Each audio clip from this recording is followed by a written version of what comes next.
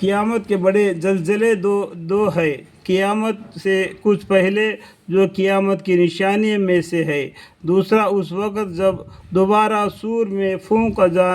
جانے کے بعد قبروں سے نکل کھڑے ہوں گے۔ اس آیت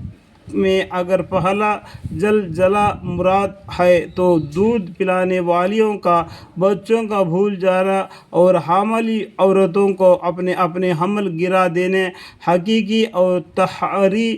معنی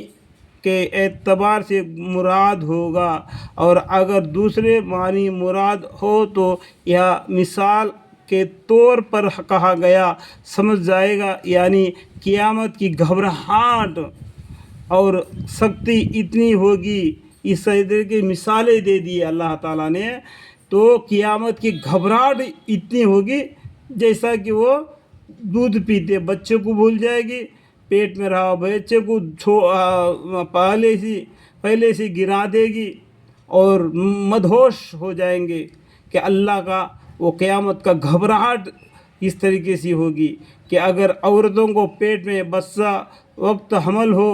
تو ان کو حمل گرا جائے، اور اگر ان کی گود میں دودھ پیتے بچے ہو تو اس کو بھول جاوے، اتنا گھبراہٹ قیامت کا دن ہوگی۔ اللہ تعالیٰ کی مثال دے کے فرما رہے ہیں، اس وقت تو لوگ اتنے ڈرے ہوئے ہوں گے کہ دیکھنے کا والا خیال کرے گا کہ یہ لوگ شراب کے نشے میں ہے، حالانکہ وہ نشے کا کیا کام، عذاب کی سختی ہوش گم کر دے گی۔ یعنی اس طریقے سے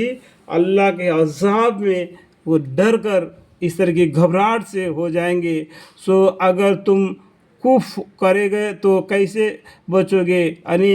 اگر تم کفر کرو گے دنیا میں تو کل قیامت کے دن کیسے بچو گے؟ اس دن میں جو بچوں کی بوڑھا کر دے گی، بچوں کو بھی بوڑھا کر دے گی۔ یعنی پیدا ہوا بچے کو اگر اللہ کے سامنے خطاب دینے کے لیے بیٹا دیا جائے گا تو اس کا نمبر اللہ کے پاس آنے تک وہ بوڑھا ہو جائے گا، اتنی لمبی قطار ہوگی۔ اگر دنیا میں بچ گیا تو اس دن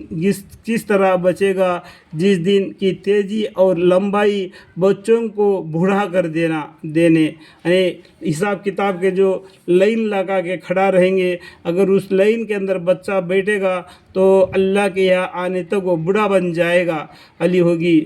بوڑھا کر دینے والی ہوگی، چاہے سچ میں بوڑھا نہ ہو مگر وہ دن ایسا سخت ہوگا کہ اس کی سختی اور لمبائی بچوں کو بوڑھا کر دینے والی ہوگی۔ اللہم اغفر لی، اللہم